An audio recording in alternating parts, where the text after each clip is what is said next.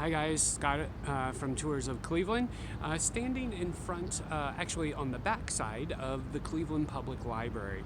March is Women's History Month, and I just wanted to mention a particular woman here that worked for the library. Her name is Linda Eastman, and no, I'm not talking about Paul McCartney's wife. This Linda Eastman started her career at the library in 1892, and in 1918, after the death of the head librarian William Brett, the board of directors unanimously voted that Linda take over the library.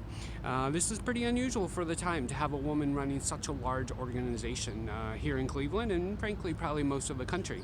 But Linda did oversee the construction of the building behind me, and she also would shepherd the library through the Great Depression.